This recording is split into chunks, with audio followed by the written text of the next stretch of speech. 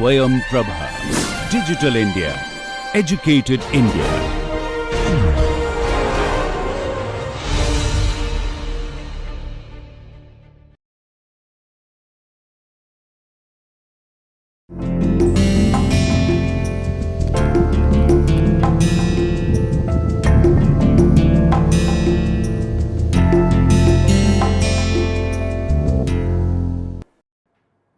नमस्कार। पश्चिमी राजनीतिक दार्शनिकों की श्रृंखला में अब तक हम बहुत सारे राजनीतिक दार्शनिकों के विचारों का आलोचनात्मक अध्ययन कर चुके हैं। आज के इस पूरे एपिसोड में हमारी कोशिश होगी कि हम पश्चिम में उभर कर आए एक प्रमुख मार्क्सवादी चिंतक एंटोनियो ग्राम्शी के लेखन का परीक्षण करें। हम सब एंटोनियो ग्राम्शी के नाम से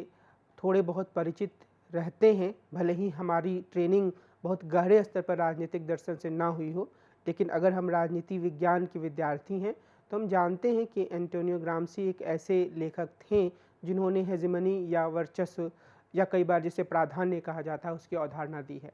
लेकिन आज के इस पूरे व्याख्यान में या पूरे लेक्चर में मेरी कोशिश यह होगी कि मैं आपको एंटोनियो ग्राम्शी के बारे में थोड़े व्यवस्थित रूप से जानकारी दूं और हम इस संदर्भ में उनके लेखन के विभिन्न आयामों की चर्चा करेंगे। एंटोनियो ग्राम्शी जो एक बहुत ही प्रसिद्ध मार्क्सवादी थे, उन्होंने अपने लेखन के माध्यम से मार्क्सवाद की में कुछ बुनियादी संशोधन किए और इस हिसाब से उनके समय में जिस रूप में मार्क्सवाद उभर कर सामने आ रहा था, उनके लेखन के कारण उसकी भी एक तीखी आलोचना सामने आई और उन्होंने इस बात पर ध्यान दिया या ध्यान दिलाने की कोशिश की कि आखिर विकसित औद्योगिक पश्चिमी देशों या पश्चिमी राष्ट्रों में मार्क्सवाद द्वारा जिस तरीके का विकास होने की बात कही गई थी, यानी कि क्रांति होने की बात कही गई थी, वैसा क्यों नहीं हुआ। और इन सभी पहलुओं के कारण या उनकी इस व्याख्या के कारण जो भी अवधारणाएं सामने आईं, उन अवधारणाओं ने सिर्फ मार्क्सवादी राजनीति दर्शन को ही नहीं बल्कि मार्क्सवादी राजनीति दर्शन के माध्यम से दुनिया के विभिन्न तीसरे दुनिया के देशों को समझने की जो कोशिश होती है या विकसित देशों में पूंजीवाद के काम को समझने की जो कोशिश रही है, उन सबको गहरे स्तर पर प्रभावित किया। हम इन सभी आयामों पर ध्यान देंगे। हमारा जो पूरा व्याख्यान है वो कुछ बिंदुओं से होकर गुजरेगा और ये बिंदु इस प्रकार से हैं। प्रस्तावना के बारे में हम बात कर चुके हैं, उसके बाद हम एंटोनियो ग्राम्शी के जीवन परिचय की बात करेंगे, फिर हम उनकी कुछ प्रमुख कृतियों की बात करेंगे। हालांकि उनकी सारी कृतियां उनके मृत्यु के बाद प्रकाशित हुई और फिर भी हम एक जानकारी लेने की कोशिश करेंगे कि कौन कौन सी मुख्य किताबें, उनका जो लेखन है वो किन मुख्य किताबों के रूप में सामने आया, और उसके बाद हम ये देखेंगे कि उनके आरंभिक दौर के लेखन में किस तरह से विचार आते हैं और फिर प्रिजन नोटबुक्स में उन्होंने किस तरीके के विचार व्यक्त किए। उन्होंने राजनीति की केंद्रीयता के बारे में क्या विचार रखा,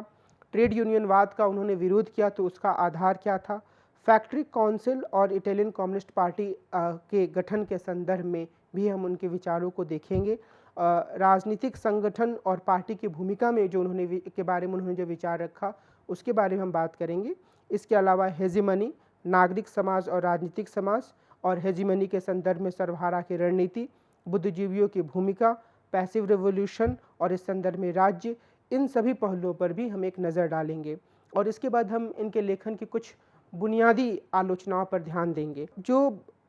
बुनियादी बात हमें एक याद रखने की ज़रूरत है ग्राम्शी के बारे में,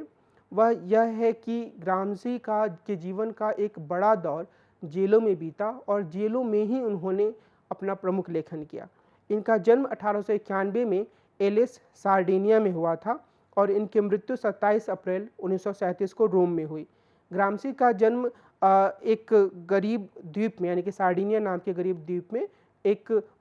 निम्न मध्य वर्गीय परिवार में हुआ था। 1911 में इन्होंने यूनिवर्सिटी ऑफ ट्यूरिन में अध्ययन के लिए एक स्कॉलरशिप हासिल किया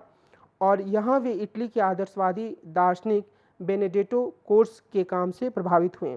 ट्यूरिन के श्रमिक वर्ग आंदोलन से प्रभावित होकर इन्होंने 1913 में इटालियन सोशलिस्ट पार्टी की सदस्यता ले ली। 1919 में ग्रामसी ने एक नया ट्यूडियन समाजवादी साप्ताहिक लॉ ऑर्डी नोवो की शुरुआत करने में मदद की, यानी कि इसमें उन्होंने प्रमुख भूमिका निभाई। इस साप्ताहिक का लक्ष्य यह था कि फैक्ट्री काउंसिल आंदोलन के तेज विकास में मदद की जाए और इसके द्वारा रूसी क्रांति के सबक को इटली के संदर्भ में लागू किया जाए। फैक्ट्री काउंसिल आंदोलन के बारे में आगे हम थोड़े विस्तार से देखेंगे। ग्रामसी सॉरेल के इस विचार से प्रभावित थे कि उत्पादक दायरा एक नई सभ्यता का आधार उपलब्ध करा सकता है। इसी आधार पर ग्रामसी ने भी यह लिखा कि फैक्ट्री काउंसिल श्रमिक आंदोलन में एकता पैदा कर सकते हैं। 1920-21 में इटली में फासीवादी प्रवृत्तियों का उभार हुआ और ग्रामसी ने इसके जन आधार या मास बेस का विश्लेषण किया। इनके अनुसार बड़े भूमिपतियों ने पेटी बुर्जुआ यानी कि छोटे जो उत्पादक थे उनके असंतुष्ट तबकों को अपने साधन के तौर पर इस्तेमाल किया। इसके अलावा औद्योगिक बुर्जुआ और राज्य मशीनरी के कुछ तत्वों ने भी इसके जन आधार का काम किया। ग्रामसी ने यह लिखा कि फासीवादी इटली के राज्य की एकता का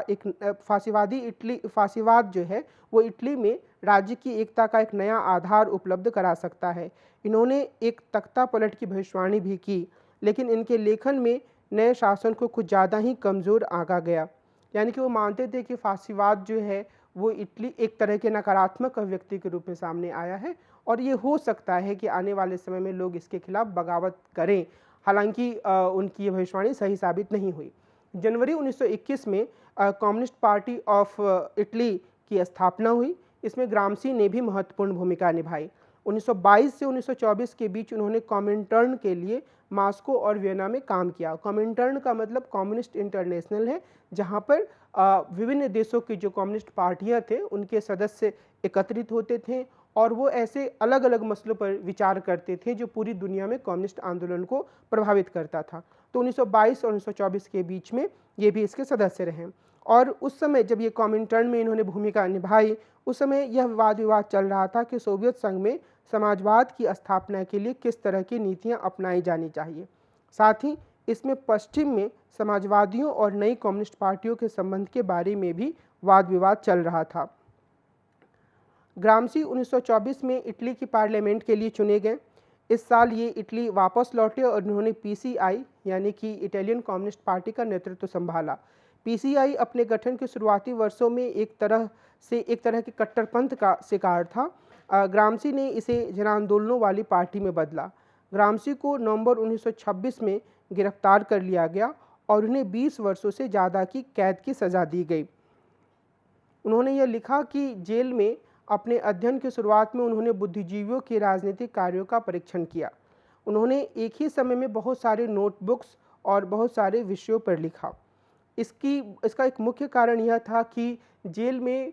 बहुत तरह के प्रश्न उन्हें परेशान कर रहे थे और उनके पास अध्ययन की कोई सुविधा नहीं थी। उन्हें बहुत तरह की पाबंदियों का सामना करना पड़ता था। अध्ययन सामग्री अलग से मिल पाए इसकी कोई व्यवस्था नहीं थी। तो जो कुछ भी उन्होंने लिखा वो बहुत ही बिखरे हुए या बेतरतीब तरीके से सामने आया। अपने जेल में जीवन गुजारने के दौरान उन्होंने तकरीबन 34 नोटबुक्स भर डाले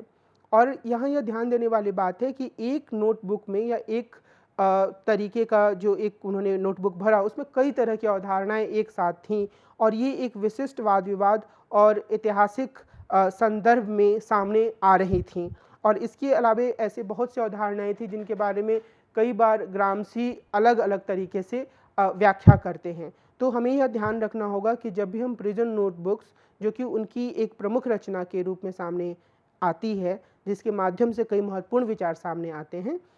तो जब हम उसकी बात करते हैं तो हमें ध्यान रखना होगा कि यह एक बेतरतीब तरीके से, बिखरे हुए तरीके से लिखी गई कृति थी और इसको ग्रामसी ने शायद यह सोचकर कभी नहीं लिखा था कि वो सीधे तौर पर इसे पुस्तक के रूप में प्रकाशित कर देंगे। इसलिए अगर हम प्रिजन नोटबुक्स में उनके विचारों को देखें तो हम यह नहीं कह सकते हैं कि ये कोई क्रोनोलॉजिकल या कालक्रम के तरीके से सामने आने वाले विचार है या फिर ये ऐसे विचार है जिनमें हम एक बिल्कुल ही तारतम्य देख सकते हैं, एक तरह का जुड़ाव देख सकते हैं, बल्कि हमें ध्यान रखना होगा कि ये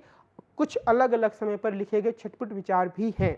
बहरहाल कई सालों तक ग्रामसी की सेहत जेल में काफ़ी ख़राब रही और 1937 में सेरेब्रल हेमरेज से उनकी मौत हो गई और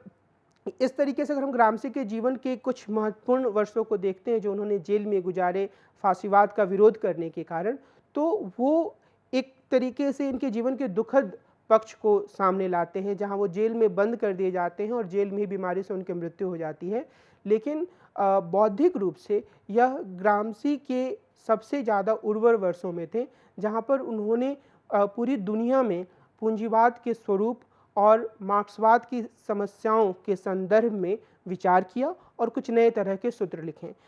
इनकी मृत्यु के बाद द्वितीय विश्व युद्ध जब समाप्त हुआ 1945 में, तो उनके लेखन सामने आने लगे। इन्होंने जो लिखा था वो चीज़ें सामने आने लगी। लेकिन जब इनको प्रकाशित किया गया तो हमें यह ध्यान रखना होगा कि यह भी किसी संपादक के द्वारा एक जगह लाया गया। तो एक तरीके से अंतिम रूप से ग्रामसी इसके लिए अपने आप को सामने नहीं रखते हैं कि ये मेरी किताब है, ये मैन्युस्क्रिप्ट है और इस रूप में पुस्तक प्रकाशित होनी चाहिए। तो इस हिसाब से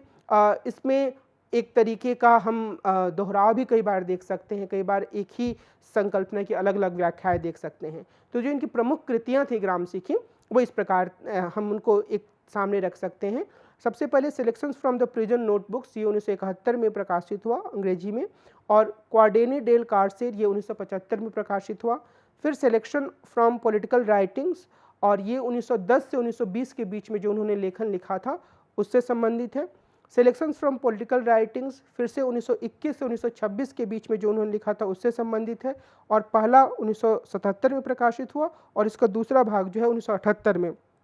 सिलेक्शंस फ्रॉम कल्चरल राइटिंग्स, ये 1985 में प्रकाशित हुआ, और बिब्लियोग्राफिया ग्रामसियाना 1990 में प्रकाशित हुआ। इस लिहाज से हम यह कह सकते हैं कि ग्रामसी के जो अधिकांश व्यवस्थित पुस्तककार लेखन के रूप में चीज़ें सामने आईं, वो चीज़ें उनके मृत्यु के बाद सामने आईं। लेकिन इनमें से कोई भी ऐसा लेखन नहीं था जिसे ग्रामसी ने एक व्यवस्थित पुस्तक के रूप में लिखा हो। जो उनके जेल जाने के पहले का लेखन है वह भी अखबारों में लेखों के रूप में प्रकाशित हुआ था, और बाद में इसे पुस्तककार रूप में प्रकाशित किया गया। तो ग्रामसी के लेखन में जब हम आगे बढ़ते हैं तो हमें कई तरह के उतार चढ़ाव देखने को मिलेंगे, लेकिन सबसे खास बात जो मिलेगी वह यह कि वो एक लगातार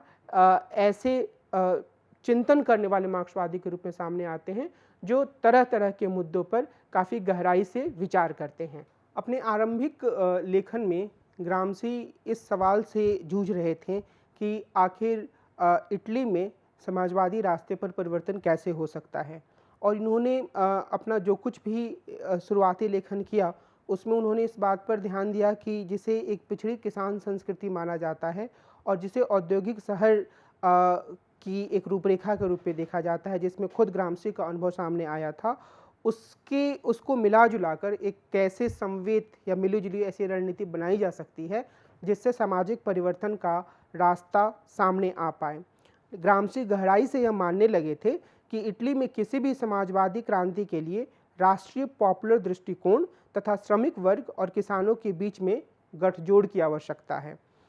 उनके काम की विषय वस्तु के रूप में कुछ बातें हमेशा मौजूद रहीं। मसलन उन्होंने श्रमिक वर्ग के अपने कॉरपोरेट हितों से आगे जाने तथा संस्कृति और विचारधारा की राजनीतिक भूमिका पर हमेशा ही जोर दिया, और बाद में यही पहलू जो है ज़्यादा व्यवस्थित रूप से हेजिमनी और जो एक सबॉल्टर्न राजनीति की बात करते हैं उन विचारों के रूप में सामने आई। यहाँ यह ध्यान देने वाली बात है कि उन्होंने अक्टूबर रेवोल्यूशन या जिसे हम बोल्शेविक क्रांति के रूप में जानते हैं उसका स्वागत किया, और उन्होंने कहा कि यह मार्क्स के कैपिटल के किसी भी ऐसे अध्ययन को गलत साबित करता है जिसमें कहा जाता है कि क्रांति को उत्पादन की शक्तियों के पूर्ण विकास तक इंतजार करना पड़ेगा। अब यहाँ एक बार मैं आपके लिए इस चीज़ को फिर से सामने लाना चाहूँगा कि कार्ल मार्क्स यह मानते थे कि जो क्रांति होगी वो एक पूंजीवादी व्यवस्था के भीतर ही होगी, और पूंजीवादी व्यवस्था के भीतर भी क्रांति तब होगी जब उत्पादन की शक्तियाँ एक स्तर तक विकास तक पहुँच जाएंगी, जब सारी पूंजी जो है वो पूंजीपति वर्ग के हाथों में केंद्रित हो जाएगी और समाज मुख्य रूप से श्रमिक वर्ग और पूंजीपति वर्ग के रूप में दो भागों में बंट जाएगा। अब जो बोल्शेविक क्रांति हुई थी वो पूरी तरीके से मार्क्स के बताई गई स्थिति के अनुसार नहीं हुई थी, और इसी लिहाज से जो ग्रामसी थे उन्होंने इस संदर्भ में मार्क्स के लेखन की सीमाओं को इंगित किया और उन्होंने कहा कि जो अक्टूबर क्रांति है वो एलिट्स या अभिजनों के बजाय समाज के आम लोगों द्वारा सामाजिक बदलाव करने की कोशिश है और इसने पूरे समाजवादी बदलाव पर एक तरह का लोकतांत्रिक नियंत्रण होना चाहिए और इस तरीके के नियंत्रण के विस्तार पर उन्होंने जोर दिया और उन्होंने अक्टूबर क्रांति को इसी रूप में देखा। अब अगर हम प्रिजन नोटबुक्स के उनके विचारों पर जाते हैं और यहाँ पर जब हम हेजेमनी की बात करेंगे तो हम देखेंगे कि 1926 के आसपास भी उन्होंने कुछ बातें कही थीं प्रिजन नोटबुक्स को लिखे जाने से पहले, पर हम इसकी चर्चा तब करेंगे जब हम हेजेमनी की बात करेंगे। लेकिन जब हम प्रिजन नोटबुक्स की बात करते हैं तो हम यह पाएंगे कि असल में कई तरह के विचार, आपस में गुथे हुए विचार प्रिजन नोटबुक्स में सामने आते हैं। सबसे जो प्रमुख बात है वह यह है कि ग्रामसी राजनीति की केंद्रीयता पर जोर देते हैं। राजनीति की केंद्रीयता पर जोर देना का जो पहलू है वह मार्क्सवाद के भीतर चल रहे वाद विवाद के संदर्भ में भी काफ़ी महत्वपूर्ण है और यह उस पूरे राजनीति सिद्धांत या राजनीति विज्ञान के परिप्रेक्ष्य में भी महत्वपूर्ण है जहाँ पर 1940 और 1950 के दशक में एक खास तरीके से व्यवहारवादी दृष्टिकोण पर जोर दिया जाने लगा था। तो सबसे बुनियादी बात यही है कि ग्रामसी के लेखन में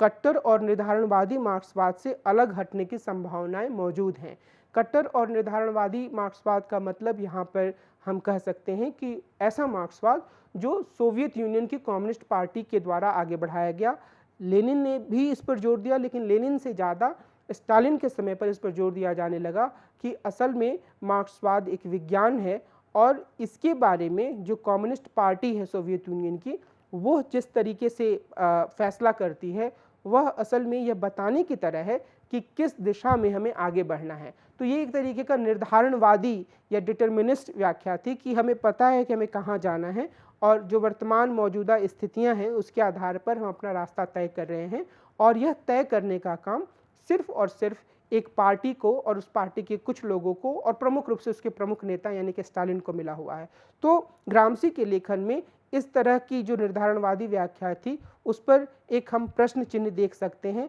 इसमें हम मार्क्सवाद की और मार्क्स के लेखन के दूसरे पहलुओं पर जोर देने की प्रवृत्ति देख सकते हैं। ग्रामसी ने बुखारिन के इस विचार पर आपत्ति दर्ज की कि हर प्रकार की बौद्धिक जांच या अध्ययन को प्राकृतिक विज्ञान के अनुरूप होना चाहिए और ये विचार जो है आगे और मजबूती से समाज विज्ञान से जुड़ता गया कि अगर हम वास्तव में कोई वैज्ञानिक अध्ययन करना चाहते हैं या समाज विज्ञान को बहुत प्रासंगिक बनाना चाहते हैं तो हमें प्राकृतिक विज्ञानों की तरह ही अपने अध्ययन पर जोर देना चाहिए। ग्रामसी ने 19वीं सदी के दूसरे भाग में समाजशास्त्र के विकास से उभरकर सामने आए प्रत्यक्षवाद की आलोचना की। उन्होंने राजनीति विज्ञान को समाजशास्त्र के स्तर तक घटाने का विरोध किया। अब ये जो पॉजिटिविज़म और ख़ास तौर पर जो लॉजिकल पॉजिटिविज़म का जो पूरा एक दायरा था जो कि बाद में 20वीं सदी में काफ़ी मजबूती से जिसने जड़ जमा लिया था, जिसने ये कहा था कि जो अध्ययन वैज्ञानिक है वही वास्तविक अध्ययन है और वैज्ञानिक होने के लिए ज़रूरी है कि किसी भी अध्ययन में सिर्फ और सिर्फ तथ्यों पर जोर दिया जाए। अगर तथ्यों से अलग मूल्यों को उसमें मिश्रित किया जाता है तो वास्तविक अध्ययन नहीं हो सकता है। ग्रामसी ने विज्ञान को ज्ञान प्राप्ति का एक साधन माना, लेकिन मनुष्य इसके आधार पर मौजूदा स्थिति में हस्तक्षेप करते हैं और फिर किसी नई चीज़ का सृजन करते हैं। तो विज्ञान एक माध्यम है और उसके माध्यम से हम सही या गलत का चुनाव करते हैं, वो व्यक्ति करता है, व्यक्ति अपने सोच और समझ के आधार पर करता है और फिर वो बदलाव के रास्ते में आगे बढ़ता है। वो इस बात पर जोर देते हैं कि स्वतः स्फूर्त तरीके से यानी कि स्पॉन्टेनियसली चेंज या बदलाव नहीं होता है। जब कुछ व्यक्ति इस तरह का बदलाव लाना चाहते हैं उसके लिए वो योजना बनाते हैं, योजना बनाने के बाद वो उस पर काम करते हैं और अन्य लोगों को इसके पक्ष में संगठित करते हैं, तब जाकर बदलाव होता है। इस लिहाज से जो मार्क्सवाद के भीतर प्रैक्सिस की पूरी अवधारणा है यानी कि मनुष्य को लगातार व्यवहार में कोशिश करते रहने की जो बात कही गई है उसके पक्ष में ग्रामसी का गहरा झुकाव था। तो ग्रामसी यह मानते हैं कि इस तरीके की अधिकांश सोच जो है वो सही नहीं है जिसमें कि निर्धारणवाद पर जोर दिया जाता है, जिसमें कि विज्ञान को यथार्थ के रूप में घटा दिया जाता है, जिसमें विज्ञान को आखिरी सच मान लिया जाता है। इसके बजाय वो विज्ञान को ज्ञान का एक साधन मानते हैं, लेकिन उस साधन से बदलाव की दिशा कैसे तय करनी है, किस दिशा में बदलाव करना है, किस तरीके से लोगों को संगठित करना है, उसमें रोज़-रोज़ का जो लोगों का व्यवहार होता है वह महत्वपूर्ण होता है। तो वो एक तरीके से हम ये कह सकते हैं कि वो प्रैक्सिस की जो मार्क्सवादी अवधारणा है उस पर ध्यान देते हैं। ट्रेड यूनियनवाद का विरोध जो है, हम यह कह सकते हैं कि एक तरीके से मार्क्स और जो एंगल्स थे उनके माध्यम से एक तरीके से, और फिर बाद में लेनिन ने भी ट्रेड यूनियनवाद को बहुत ही आदर्श स्थिति के रूप में नहीं देखा, और ग्रामसी भी इस तरीके की सोच को दोहराते हैं। ग्रामसी यह कहते हैं कि एक जो ट्रेड यूनियन होता है उसमें आम तौर पर लोग सिर्फ अपने छोटे हितों की ओर ध्यान देते हैं। इसका मतलब क्या है? मतलब यह है कि अगर शिक्षकों का एक ट्रेड यूनियन है और शिक्षकों का ट्रेड यूनियन जब अपने बारे में बात करने की कोशिश करता है तो वह मुख्य तौर पर, मोटे तौर पर ज़्यादातर इस बात पर ही ध्यान देता है कि शिक्षकों को अच्छी सुविधाएं मिले, शिक्षकों के जो काम के घंटे हैं वो सुपरिभाषित हों, शिक्षक अगर किसी तरीके की सुविधाएं चाहते तो वो उन्हें मिले, और वो जो एक व्यापक स्तर पर एक ऐसी व्यवस्था लाना चाहते हैं जिसमें कि शिक्षकों के सारे हित पूरे हो। लेकिन आम तौर पर अगर हम ग्रामसी के विश्लेषण पर जाएं तो वो ये कहते हैं, और उसके पहले जैसे मैंने कहा कि मार्क्स, एंगल्स और लेनिन भी इसी तरह के विचार रखते हैं कि आम तौर पर इस तरीके का ट्रेड यूनियन समाज के व्यापक सवालों की तरफ नहीं जा पाता है और वह सिर्फ और सिर्फ अपने छोटे प्रश्नों तक, छोटी सुविधाओं तक सीमित रहता है। और उन्होंने, ग्रामसी ने इस बात पर जोर दिया कि मजदूरों को यह समझने की आवश्यकता है कि काम की बेहतर स्थिति से ज़्यादा काम में कई अन्य बड़े और बुनियादी सवाल हैं और उन पर ध्यान देने की आवश्यकता है। और इसी संदर्भ में फैक्ट्री काउंसिल और इटालियन कम्युनिस्ट पार्टी के गठन से संबंधित जो पूरा घटनाक्रम था उस पर हम ध्यान दे सकते हैं। ग्रामसी ने 1919 में तुरीन के कारखानों में ट्रेड यूनियन से अलग हटते हुए फैक्ट्री काउंसिल की स्थापना में प्रमुख भूमिका निभाई। अब ये फैक्ट्री काउंसिल क्या थी? इसमें 15-20 श्रमिकों का एक समूह अपना नेता शॉप शीवॉर्ड चुनता था, जिसे वे वापस बुला सकते थे या हटा सकते थे। इसके बाद ये शॉप शीवॉर्ड अपने प्रतिनिधियों का चुनाव करते थे, इन्हें भी वापस बुलाया जा सकता था। बहरहाल जो ये पूरी रणनीति थी वह इस तरीके से थी कि जो 15-20 मजदूरों का एक प्रतिनिधि होता था और बाद में जब ये अपने प्रतिनिधियों को चुनता था तो इसमें एक ज़्यादा, एक तरीके से हम कह सकते हैं कि मजदूरों से सीधे संवाद की गुंजाइश थी, उनसे विभिन्न मुद्दों पर बातचीत करने की गुंजाइश थी और एक बड़ा एक फेडरल संस्था जैसे बनने की संभावना भी थी, जिसमें मजदूर अन्य स्थानों के मजदूरों से बातचीत कर सकते थे, संवाद कर सकते थे और वो आपस में भी ज़्यादा बेहतर राजनीतिक समझ बना सकते थे, क्योंकि काउंसिल जो होता था वो छोटा होता था और उनका एक प्रतिनिधि होता था 15-20 मजदूरों का, तो एक आपस में संवाद करने, बातचीत करने की गुंजाइश काफ़ी थी और इससे जो राजनीतिक शिक्षण, मुद्दों की समझ और आगे की कार्रवाई कैसे होनी चाहिए इसके बारे में वाद विवाद करने की गुंजाइश थी। तो इसी के कारण, इसी रणनीति के कारण 1919 से 1921 के बीच फैक्ट्री काउंसिलों की जो गतिविधि थी वो काफ़ी बढ़ गई और इन काउंसिलों ने कारखानों पर कब्जा करके उनका संचालन करने के लिए आंदोलन चलाया। ग्रामसी ने इसमें अग्रणी भूमिका निभाई, लेकिन इटालियन सोशलिस्ट पार्टी, जिसके ग्रामसी सदस्य थे, उसने इस तरीके के आंदोलन को नेतृत्व देने से मना कर दिया। इसी कारण इटालियन सोशलिस्ट पार्टी का विभाजन हो गया और जनवरी 1921 में इटालियन कम्युनिस्ट पार्टी का गठन हुआ और ग्रामसी इसके सदस्य बन गए। यहाँ हमें ग्रामसी के राजनीतिक संगठन और पार्टी संबंधी विचारों पर भी ध्यान देने की आवश्यकता है। ग्रामसी को यह पक्का यकीन था कि किसी भी नई चीज़ का निर्माण सिर्फ राजनीतिक संगठन के द्वारा हो सकता है। वे फ्रांसीसी क्रांति और जैकोबिनवाद से काफ़ी प्रभावित थे। उन्होंने यह लिखा कि जैकोबिनों ने क्रांतिकारी प्रक्रिया में हर मध्यवर्ती रुकावट का विरोध किया और उन्होंने न सिर्फ पुराने समाज के तत्वों को गिलोटिन पर भेजा, बल्कि पहले के उन क्रांतिकारियों के साथ भी ऐसा ही बर्ताव किया जो अब प्रतिक्रियावादी बन गए थे। अब यहाँ मुझे यह उम्मीद है कि आप लोगों को इस बात की जानकारी होगी कि जब फ्रांसीसी क्रांति हुई थी, तो जो जैकोबिन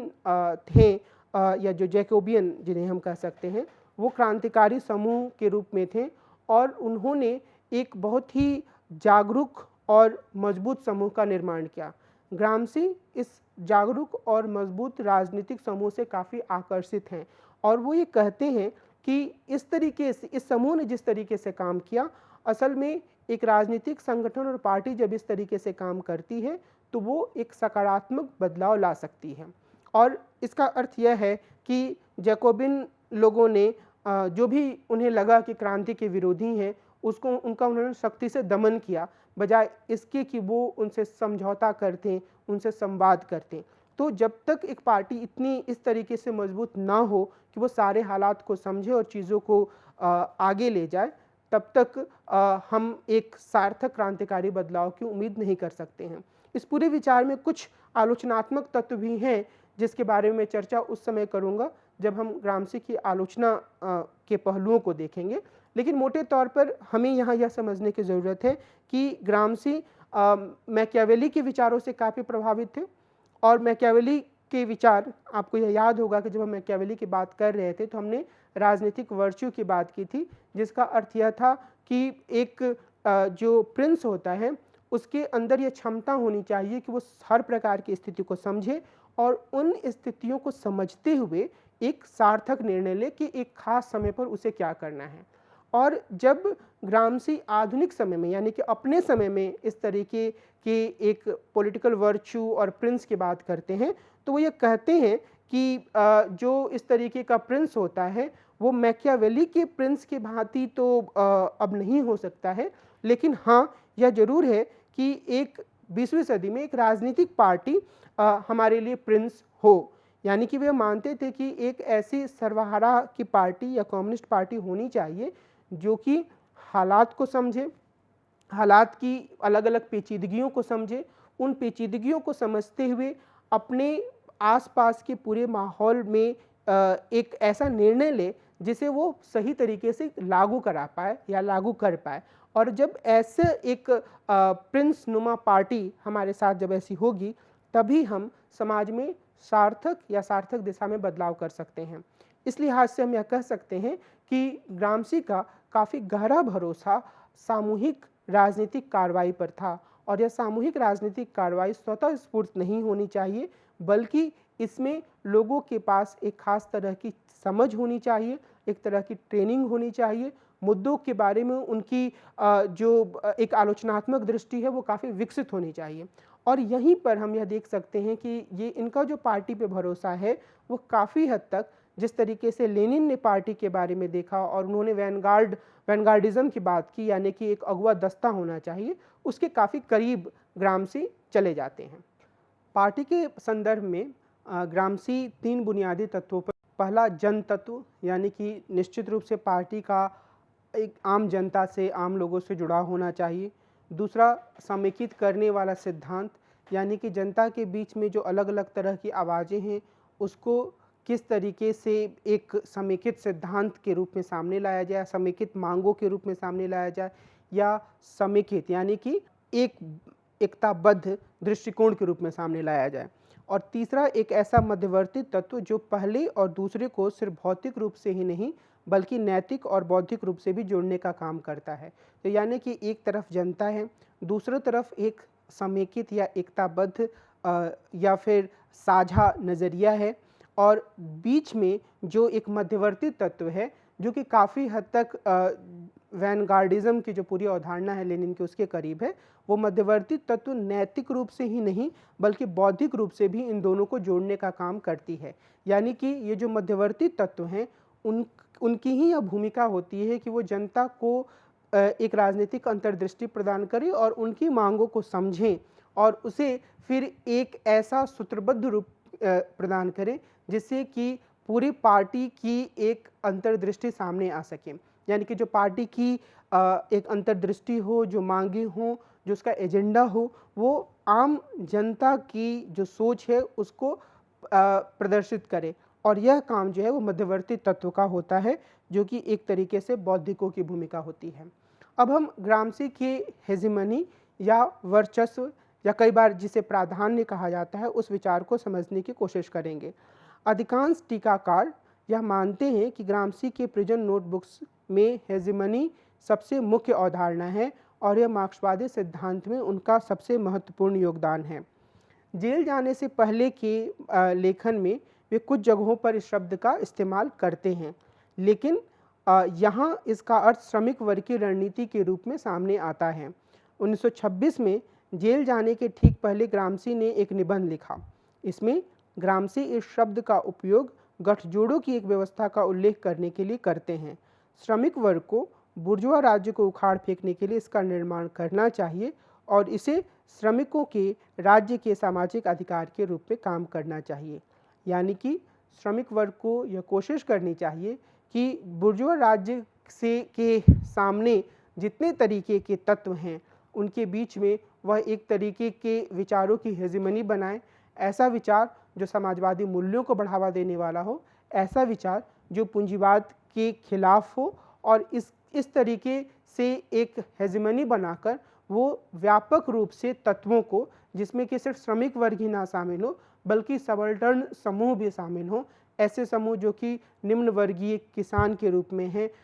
जो कि तुलनात्मक रूप से श्रमिकों की तुलना में पिछड़े हैं, उन सब लोगों को, उन सारे समूहों को जोड़े, एक वैचारिक तौर पे एक ऐसा गठजोड़ बनाए जो कि एक खास तरीके की हेजिमनी या वर्चस्व को दिखाए। और उसके माध्यम से ही ग्रामसी अपने पहले के इस लेखन में बताते हैं कि ऐसे गठजोड़ के माध्यम से ही जो पूंजीवादी या पूंजीपतियों का जो पूरा एक शासन है या जो उनका वर्चस्व है उनको खत्म किया जा सकता है। लेकिन जब ग्रामसी प्रिजन नोटबुक्स में इसका उपयोग करते हैं तो वो इसका उपयोग एक ऐसे तरीके के रूप में करते हैं जिसके द्वारा बुर्जुआ अपना शासन स्थापित करता है और कायम रखता है। अब यहाँ नागरिक समाज और राजनीतिक समाज की एक विशेष अवधारणा भी वो प्रस्तुत करते हैं। हम इसके बारे में आगे बढ़ने से पहले एक इस मुद्दे पर हमें समझ बनाने की ज़रूरत है कि असल में ग्रामसी किस तरीके के सवालों से जूझ रहे थे।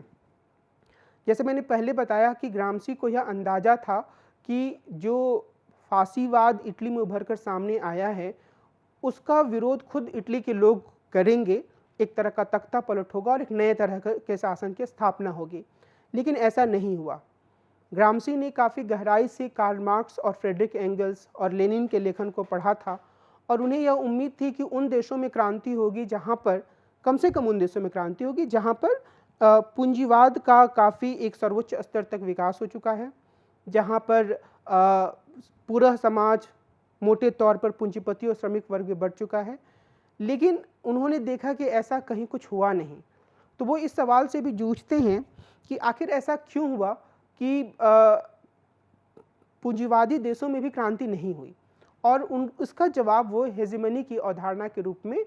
पाते हैं। और उनका यह कहना है कि जो हेजिमनी है वह एक ऐसी स्थिति उत्पन्न करती है जिसमें कि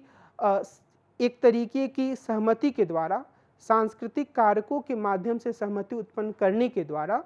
पूंजीपति वर्ग जो है या पूंजीपति राज्य जो है वो अपना वर्चस्व बनाए रखता है, अपनी हेजिमनी बनाए रखता है, और इसके माध्यम से वो एक ऐसी स्थिति बनाता है जिसमें कि जिन्हें शोषित वर्ग माना जा सकता है यानी कि श्रमिक वर्ग, वे भी मौजूदा स्थिति से बहुत ज़्यादा नाखुश नहीं रहते हैं, बल्कि अधिकांश मौक़ों पर वो इससे संतुष्ट होते हैं और उन्हें यह लगता है कि यह जो शासन व्यवस्था है, यह जो राज्य व्यवस्था है, वह असल में उनकी भलाई के लिए ही काम करने वाली व्यवस्था है। यह एक ऐसी व्यवस्था है जिसमें उनकी आवाज़ का भी महत्व है, जिसमें उनकी आवाज़ को भी सुना जाता है। और यह पूरी व्यवस्था कैसे काम करती है, इसको दर्शाने के लिए ग्रामसी ने नागरिक समाज और राजनीतिक समाज शब्दावली का प्रयोग किया। ग्रामसी लिखते हैं कि हेजिमनी की संस्थाएं नागरिक समाज में अवस्थित होती हैं, जबकि राजनीतिक समाज कानूनी संवैधानिक अर्थ में राजनीतिक संस्थाओं का क्षेत्र है। और ज़्यादा मोटे तौर पर हम कह सकते हैं कि जो राजनीतिक समाज होता है उसमें कानून, पुलिस, सेना, इस तरीके की चीज़ें सम्मिलित होती हैं। जो नागरिक समाज होता है वो परिवार वह एक ऐसा समाज के रूप में होता है जिसमें कि हम कह सकते हैं कि ऐसी संस्थाएँ हैं जो परिवार से आगे जाती हैं, कुछ हद तक परिवार को भी वो इसमें सम्मिलित करते हैं और इसमें चर्च हो गया, अलग-अलग तरह के क्लब हो गए, स्कूल हो गए, कॉलेज हो गए, इस तरह की चीज़ें जो होती हैं, वो नागरिक समाज का हिस्सा हैं। और नागरिक समाज में वो 2 तरीके की संस्थाओं में एक तरीके से अंतर करते हैं। 2 तरीके की संस्थाएँ कौन-कौन सी हैं? एक प्राकृतिक हो गई और दूसरी कृत्रिम या मानव निर्मित हो गई। तो वो परिवार को मिसाल के तौर पर एक प्राकृतिक संस्था के रूप में प्रस्तुत करते हैं और इनका कहना ये है कि जो वर्चस्व है या जो हेजिमनी है वह नागरिक समाज में निर्मित होता है। ठीक है? अब मान लीजिए कि एक ऐसी स्थिति आती है जब पूंजीपति राज्य को यह खतरा होता है कि मजदूर वर्ग उसके खिलाफ विद्रोह कर सकता है, तो वो उसके पास राजनीतिक समाज के रूप में एक ऐसा अस्त्र है जिसका इस्तेमाल वह इस तरीके के मजदूरों के विद्रोह के दमन के लिए कर सकता है। लेकिन आम तौर पर ग्रामसी के हिसाब से ऐसी कोई स्थिति आती नहीं है। इसका कारण यह है कि जो नागरिक समाज की संस्थाएं हैं वही एक तरीके का एक वर्चस्व पैदा करती हैं और इसमें यह हेजिमनी पैदा करती हैं। इसमें क्या होता है कि ऐसे मूल्य परिवार से, चर्च से, अलग-अलग तरह के क्लबों से, स्कूल से, कॉलेज से, अलग-अलग तरीके के माध्यमों से लोगों के भीतर भरे जाते हैं, जिसमें उन्हें यह बार-बार बताया जाता है, उन्हें यह एहसास दिलाया जाता है कि असल में जो मौजूदा व्यवस्था है वह उनकी भलाई के लिए है, वह उनकी भलाई के लिए ही काम कर रही है। और यह सिर्फ एक जड़ व्यवस्था के रूप में नहीं होती है, इसमें जो पूंजीवादी राज्य होता है वो इतना अपने आप को उदार बनाता है जिससे कि अगर नागरिक समाज की ओर से किसी तरह की मांग आती है तो वह मांग राज्य के द्वारा स्वीकार कर लिया जाता है और अगर उनमें से कुछ, अगर सभी मांगों को ना भी स्वीकार किया जाए, कुछ मांगों को स्वीकार कर लिया जाए तो लोगों के भीतर यह भ्रम बना रहता है कि जो पूंजीवादी राज्य है वो असल में उनका ख्याल रखने वाला भी है। पूंजीवादी राज्य हर किसी की आवाज़ सुनने वाला है। तो मिसाल के तौर पर हम एक उदाहरण लेते हैं और ये हमारे हिंदुस्तान के हालात से जुड़ा हुआ उदाहरण है। अब मान लीजिए कि आपकी कॉलेज में एकाएक ऐसी स्थिति आती है कि फ़ीस को बहुत ज़्यादा बढ़ा लिया जाता है। फ़ीस को बढ़ाकर जो पहले 1000 रुपये था अब 10,000 रुपया कर दिया जाता है। तो ऐसी स्थिति में छात्रों का गुस्सा भड़कना स्वाभाविक है। छात्र गोलबंद होते हैं और जो कॉलेज, जिसको कि हम राज्य मान सकते हैं, वहाँ पर प्रिंसिपल के पास पुलिस है, छात्रों को कॉलेज से बहिष्कृत करने का, एक्सपेल्ड करने की शक्ति है। तो उसके पास एक शक्ति है जिसे हम यहाँ पर राजनीतिक समाज के रूप में देख सकते हैं।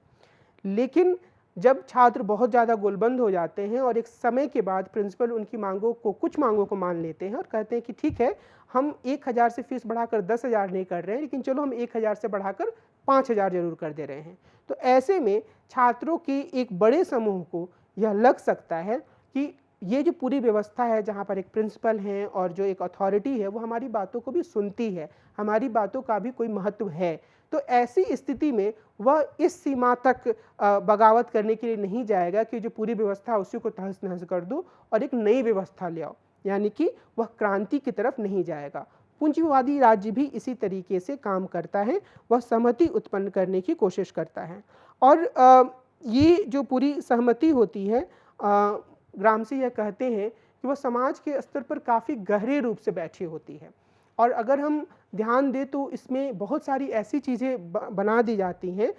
जिसमें कि हमें लगता है कि इतने स्वाभाविक है, उन पर सवाल खड़ा नहीं किया जा सकता है। मिसाल के तौर पर हम यह मान कर चलते हैं कि कोई एक दिशा उत्तर है, कोई एक दिशा दक्षिण है, कोई एक ऐसा बिंदु है पूरे ग्लोब में जिसे हम लंदन कह सकते हैं, कोई एक ऐसा बिंदु है जिसे हम ऑस्ट्रेलिया के रूप में जान सकते हैं। लेकिन हकीकत यह है कि यह भी एक तरह का इमेजिनेशन है कि उत्तर कौन है और दक्षिण कौन है, लेकिन हम में से अधिकांश लोगों को यह चीज़ स्वाभाविक लगती है। अगर हम इसे एक और उदाहरण के रूप में समझें तो हम यह कह सकते हैं, एक बार फिर से हम अपने देश का ही उदाहरण लेते हैं कि जब हम समाचार सुनते हैं तो अक्सर उसमें जो इराक, ईरान और सऊदी अरब, कुवैत, इस तरह के क्षेत्रों के बारे में वर्णन करने के लिए कहा जाता है कि मध्य पूर्व में ऐसा हुआ। लेकिन ये जो मध्य पूर्व है वो हिंदुस्तान के हिसाब से मध्य पूर्व नहीं है। ये मध्य पूर्व यूरोप के हिसाब से मध्य पूर्व है, लेकिन वो बातचीत में उस चीज़ को इतना ज़्यादा एम्फेसाइज़ किया जाता रहा है कि अब हम सब इसे एक स्वाभाविक तथ्य के रूप में स्वीकार कर लेते हैं कि अगर मिडिल ईस्ट टर्म का उपयोग हो रहा है, मिडिल ईस्ट शब्द का उपयोग हो रहा है, तो यह उपयोग असल में एक खास तरीके के क्षेत्र के लिए हो रहा है, भले ही वो हमारे नज़रिए से मिडिल ईस्ट हो या ना हो। और इसी तरीके से हम अपने जीवन में कई सारे उदाहरणों को देख सकते हैं जहाँ पर हमने बहुत सारी चीज़ों को स्वाभाविक और सच्चा और प्रश्नों से परे मान रखा है, लेकिन जब हम उस पर गहराई से विचार करेंगे तो हम ये पाएंगे कि यह एक खास तरीके के विचारों की स्थापना है। और ग्रामसी हेजेमनी को इसी रूप में प्रस्तुत करते हैं। तो हेजेमनी के संदर्भ में हमें क्या याद रखने की ज़रूरत है? बुनियादी रूप से वह यह कि हेजेमनी में नागरिक समाज और राजनीतिक समाज की अवधारणा है, और जो वर्चस्व या हेजेमनी निर्माण का काम है वह नागरिक समाज के भीतर होता है, जिसमें कि परिवार, चर्च से लेकर स्कूल, कॉलेज और क्लबों जैसी कई संस्थाएं महत्वपूर्ण भूमिका निभाती हैं। और इसका एक जो महत्वपूर्ण आयाम है वह यह है कि जो पूंजीवादी राज्य होता है वह कई बार नागरिक समाज से आने वाली मांगों को स्वीकार भी करता है। ऐसा नहीं है कि वह हमेशा सिर्फ और सिर्फ बंदूक के बल पर शासन करना चाहता है, और जब वो इन मांगों को स्वीकार करता है तो इन मांगों का स्वीकार किया जाना भी वर्चस्व या हेजेमनी के निर्माण का एक महत्वपूर्ण कारक बन जाता है। अब ग्रामसी इस हेजेमनी के संदर्भ में सर्वहारा की रणनीति की बात करते हैं। ग्रामसी हम मानते हैं कि सर्वहारा की विशेष आर्थिक परियोजना यह है कि वह एक ऐसे नियंत्रित समाज की स्थापना करे जिसमें हेजेमनी और नागरिक समाज या सहमति का क्षेत्र पूरी तरह से विकसित हो, साथ ही यहाँ राजनीतिक समाज या प्रतिबंधों का क्षेत्र कम हो। अब हेजेमनी या नागरिक समाज के क्षेत्र के विकसित होने का अर्थ यह है कि सर्वहारा अपने हिसाब से जिस चीज़ को सही समझता है, श्रमिक वर्ग या उत्पीड़ित वर्ग अपने हिसाब से जिन परिवर्तनकारी चीज़ों को सही समझता है वह उन चीज़ों को बढ़ावा दे। अब इसका वास्तविक अर्थ यही है कि सर्वहारा अपने एजेंडा को आगे बढ़ाए, और इस तरह की रणनीति बनाते वक्त एक नई हेजेमनी या एक नया वर्चस्व तैयार किया जाना चाहिए, और इसमें पॉपुलर विचारों और व्यवहारों के तत्वों को ज़्यादा व्यवस्थित किया जाना चाहिए। यानी कि वो इस बात पर जोर देते हैं कि जो सर्वहारा वर्ग या श्रमिक वर्ग है वो समाज के सारे उत्पीड़ित तबकों से भी संवाद करे, उनके मूल्यों को भी ले और एक साथ जोड़कर एक नई तरह की हेजेमनी तैयार करे। और इस हेजेमनी निर्माण के संदर्भ में जो बुद्धिजीवियों की भूमिका होती है वह ग्रामसी के अनुसार काफ़ी महत्वपूर्ण होती है। और इसमें उन्होंने कहा है कि अमूमन हम ये कह सकते हैं कि व्यापक अर्थ में हर कोई बुद्धिजीवी होता है, हर कोई किसी न किसी मुद्दे पर सोच रहा होता है, हर किसी के पास तार्किक क्षमता होती है। लेकिन अगर हम एक पूंजीवादी समाज की बात करें या मौजूदा समय की बात करें तो कुछ लोग ऐसे हैं जो कि एक बौद्धिकता के काम को, इंटेलेक्चुअल वर्क को अपनाए हुए हैं, और इनकी जिम्मेदारी या इनका काम या इनकी स्थिति दूसरों की तुलना में थोड़ी अग्रणी होती है, थोड़े आगे की होती है। और इन्होंने ऐसे ही बुद्धिजीवियों को दो भागों में बांटा। पहला उन्होंने कहा कि एक ऑर्गेनिक या जैविक बुद्धिजीवी होते हैं और दूसरा पारंपरिक बुद्धिजीवी होते हैं। ऑर्गेनिक बुद्धिजीवी कौन होते हैं? जिनकी ज़रूरत प्रगतिशील वर्ग को होती है, जो नई सामाजिक व्यवस्था बनाना चाहते हैं, जो मौजूदा व्यवस्था पर प्रश्न खड़े करते हैं, जो मौजूदा व्यवस्था की सीमाओं को बताते हैं, जो यह बताने की कोशिश करते हैं कि जो पूरी व्यवस्था जिसे हमने सामान्य और स्वाभाविक मान लिया है उसमें किस तरह की कमियां हैं, उससे किस तरह जो समाज का एक बड़ा तबका है, जो गरीब है, जो मजदूर है, किसान है, वह शोषित हो रहा है, और इससे निकलने के लिए क्या रास्ते हो सकते हैं। तो ऐसे जो बुद्धिजीवी होते हैं वो ऑर्गेनिक होते हैं, वो समाज से जुड़कर लोगों से संवाद करते हुए अपने विचारों का विकास करते हैं, और इसके माध्यम से वह समाज को भी एक नया रास्ता बताने की कोशिश करते हैं। दूसरे स्तर पर पारंपरिक बुद्धिजीवी होते हैं। ये बुद्धिजीवी जो होते हैं वो पहले से जो चीज़ें चली आ रही हैं उन्हें एक तरीके से सही साबित करने की कोशिश करते हैं। दूसरे शब्दों में हम कह सकते हैं कि ऐसे बुद्धिजीवी यथा स्थितिवादी बुद्धिजीवी होते हैं। तो ग्रामसी यह मानते हैं कि जो एक काउंटर हेजेमनी या जो श्रमिक और अन्य उत्पीड़ित समूहों की हेजेमनी या वर्चस्व तैयार करने की बात है, वह उसमें ऑर्गेनिक इंटेलेक्चुअल्स की काफ़ी भूमिका होती है। तो ये एक ऐसी स्थिति की कल्पना करते हैं जिसमें कि ऑर्गेनिक इंटेलेक्चुअल्स या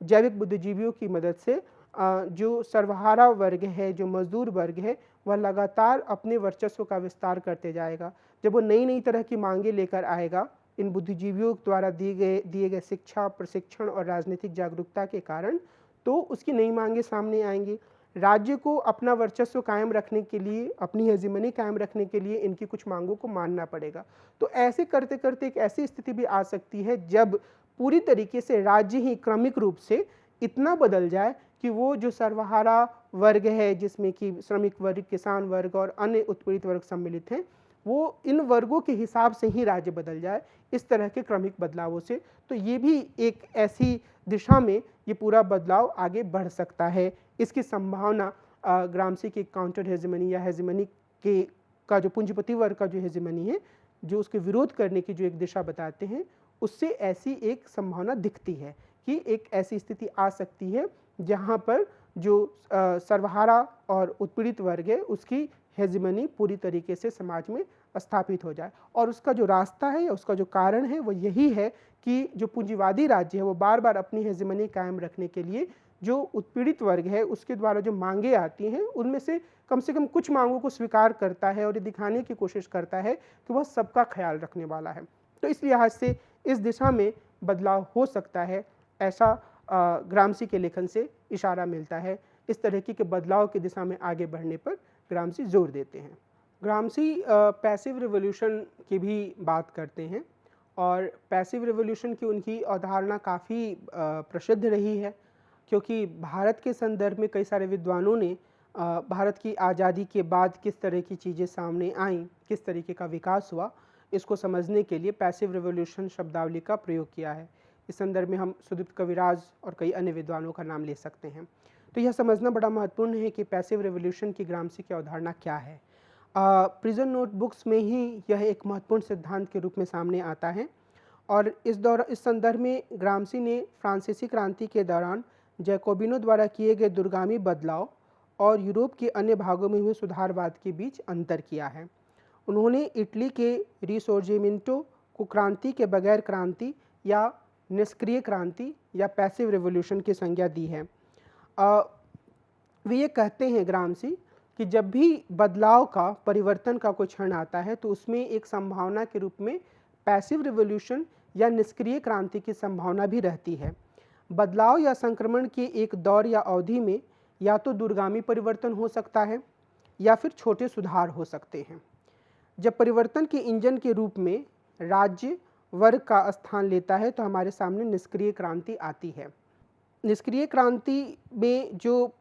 पहले के प्रभुत्वशाली वर्ग होते हैं उससे समझौता कर लिया जाता है और बदलाव में जनता की भागीदारी के स्थान पर राज्य की भूमिका अत्यधिक बढ़ जाती है। पहल करने की शक्ति राज्य के हाथों में केंद्रित हो जाती है और यह संक्रमण के चरणों में निहित, यानी कि बदलाव के चरणों में निहित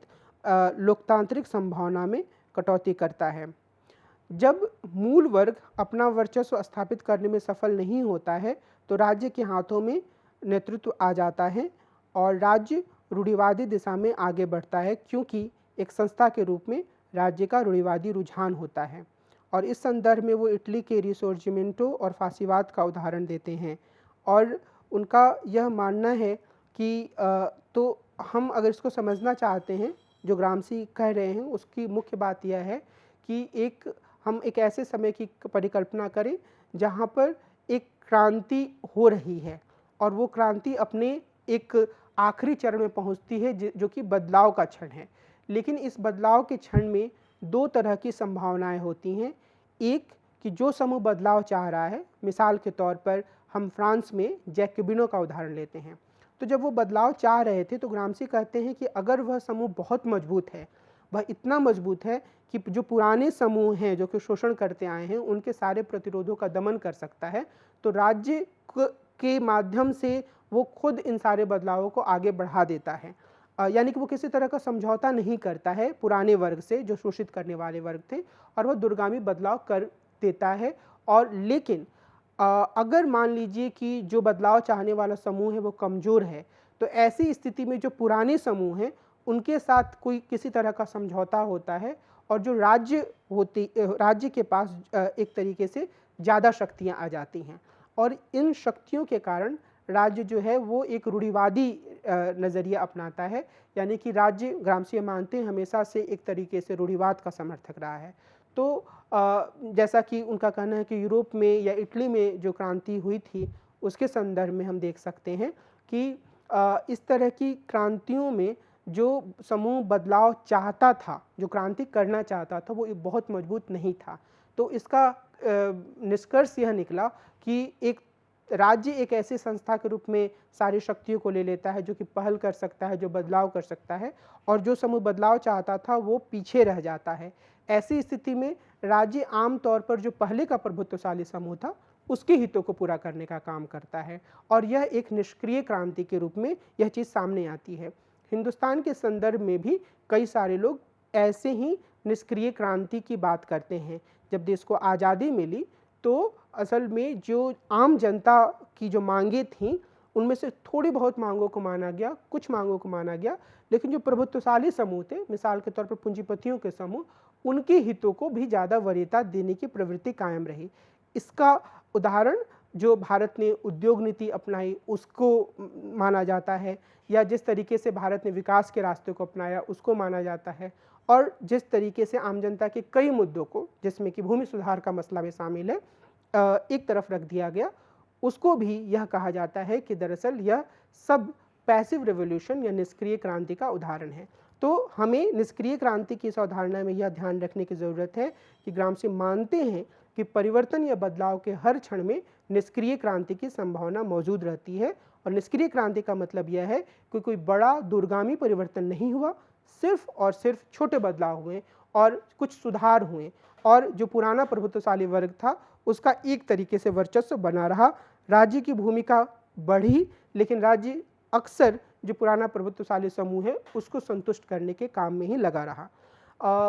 ग्रामसी यह भी मानते हैं कि पूंजीवाद और उदारवाद की ओर बदलाव के क्षणों में भी ऐसा हो सकता है, जिससे इस दौर में होने वाले रेडिकल बदलाव सीमित सुधारवाद में तब्दील हो जाए, यानी कि हर बदलाव के क्षण में एक पैसिव रेवोल्यूशन की संभावना मौजूद होती है। ग्रामसी मानते थे कि राजनीतिक रूप से संगठित पार्टी के अभाव में सिर्फ पैसिव रेवोल्यूशन ही हो सकता है। जैकोबिनों के संगठन और कार्रवाई के कारण ही फ्रांस क्रांतिकारी बदलाव का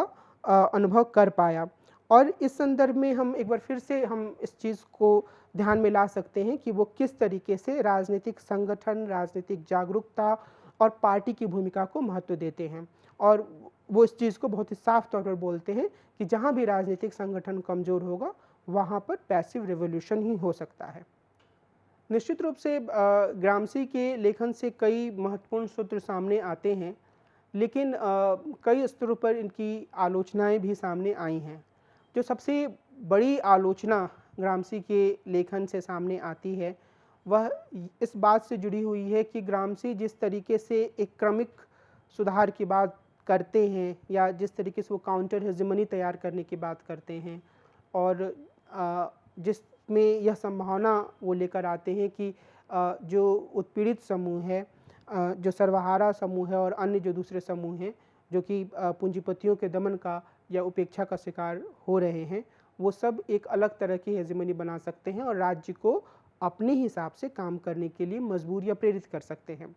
तो इस पूरी प्रक्रिया में मार्क्सवाद के भीतर का जो एक बुनियादी लक्ष्य था, जिसमें यह कहा गया कि एक नए मूल्यों के साथ बदलाव किया जा सकता है, और वे नए मूल्य क्रांति के बाद आएंगे और या क्रांति के साथ आएंगे, और इन दोनों ही आयामों में क्रांति जो थी वो एक महत्वपूर्ण आयाम थी, जिसमें कि पूंजीवादी शासन को पूरी तरीके से उखाड़ कर फेंकने का लक्ष्य था। तो जिस तरीके से ग्रामसी अपने विचारों को प्रस्तुत करते हैं उसमें ये जो एक पूरा क्रांति का लक्ष्य है वो कहीं धुंधला पड़ जाता है। तो जिन्हें हम क्लासिकल मार्क्सवादी बोल सकते हैं, या ऐसे मार्क्सवादी जो मार्क्स और एंगल्स के लेखन की कुछ सीमाओं को स्वीकार करते हैं, लेकिन इसके बावजूद वो यह मानते हैं कि जो असली रास्ता है, जो वास्तविक रास्ता है, वह पूंजीवादी व्यवस्था को जड़ से उखाड़ फेंकने और एक नए मूल्य वाली समाजवादी व्यवस्था की स्थापना करने में ही है। उन्हें यह लगता है कि ग्रामसी एक तरीके से सुधारवाद की अवधारणा ही प्रस्तुत करते रह जाते हैं, और वो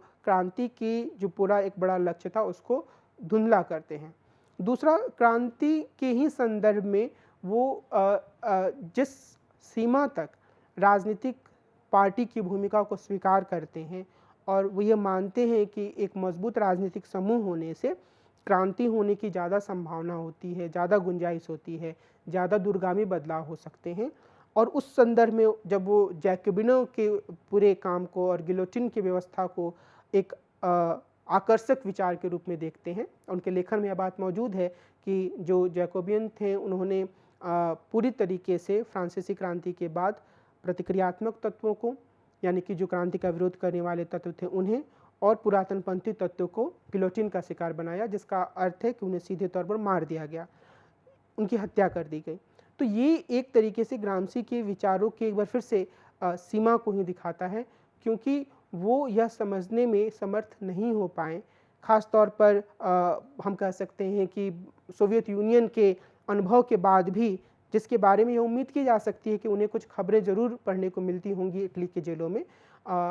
वो यह नहीं समझ पाए कि पार्टी के हाथों में जब पूरी तरीके से शक्ति केंद्रित होती है तो वो एक नकारात्मक दिशा में भी आगे बढ़ सकती है। और जिस तरीके से वो जैकोबियनों के काम का समर्थन करते हैं, उससे ऐसा प्रतीत होता है कि ग्राम्सी इसके बारे में जागरूक थे और इसके बारे में जानते हुए भी वो इसे एक आकर्षक विचार के रूप में देख रहे थे। तो ये एक ग्राम्सी के लेखन की महत्वपूर्ण सीमा के रूप में सामने आता है। और ग्राम्सी जिस तरीके से राजनीतिक समाज और नागरिक समाज के रूप में समाज को बांटते हैं और हेजेमनी के काम करने को दिखाते हैं, उसमें हमें यह ध्यान देने की आवश्यकता है कि असल में राजनीतिक समाज की भूमिका उतनी निष्क्रिय नहीं होती है जितनी कि ग्राम्सी ने दिखाया है। बहुत सारे ऐसे पूंजीवादी समाज हैं जिन्होंने उन अल्पसंख्यक समूहों को जिन्होंने पूंजीवादी राज्य या राज्य की व्यापक संकल्पना पर प्रश्न खड़ा किया, उनका लगातार दमन किया, और यह दमन ही कई बार उनके यानी कि उन राज्यों के अस्तित्व को कायम रखने का कारण बना है। तो ऐसा नहीं है कि अक्सर सिर्फ और सिर्फ नागरिक समाज से उत्पन्न हुई हेजेमनी के द्वारा ही पूंजीवादी राज्य अपना अस्तित्व कायम रख पाए हैं। वो उन्होंने कई बार ज़्यादा, या हम कह सकते हैं ज़रूरत से ज़्यादा राजनीतिक समाज, यानी कि जिसमें हम कि पुलिस और सैन्य बलों को शामिल कर सकते हैं, उनका प्रयोग किया है। फिर भी हम जब कुल मिलाकर ग्राम्सी जैसे चिंतकों को देखते हैं तो हम यह कह सकते हैं कि ये एक ऐसे चिंतक माने जा सकते हैं जिन्होंने अपने समय के ही नहीं बल्कि विशेष रूप से, क्योंकि जब वो जीवित थे तब उनके विचार उतने खुलकर सामने नहीं आ पाए, तो विशेष रूप से अपने जीवन के बाद के चिंतन को गहरे रूप से प्रभावित किया। और मार्क्सवादी लेखन में या मार्क्सवादी चिंतन में उन्होंने एक नए धारा या नए आयाम को जोड़ा, और वह नया आयाम यह कहा जा सकता है कि जब सीधे तौर पर विद्रोही क्रांति करके पूंजीवादी राज्य की शक्तियों का मुकाबला करने में लोग या मजदूर वर्ग समर्थ ना हो, तो वो किस तरीके से लगातार बदलाव के लिए संघर्ष कर सकते हैं। और यह बदलाव के लिए संघर्ष गोलबंदी के द्वारा, नए तरह की प्रगतिशील मांगों को रखने के द्वारा किया जा सकता है। और इस संदर्भ में वो बुद्धिजीवियों की भूमिका को काफ़ी महत्वपूर्ण मानते हैं, जो कि लगातार सवाल करके, नए नए तरीके से विश्लेषण प्रस्तुत करके जो तबके जो कि वर्तमान या मौजूदा समाज में मौजूद चीज़ों को बिल्कुल सही मान रहे हैं, उन तबकों को यह एहसास दिला सकते हैं कि किस तरीके से यह पूरी व्यवस्था शोषण पर आधारित है, और इससे अलग हटने के लिए, इससे आगे जाने के लिए या इसमें बदलाव करने के लिए उन्हें किस तरीके की मांगों पर जोर देना चाहिए।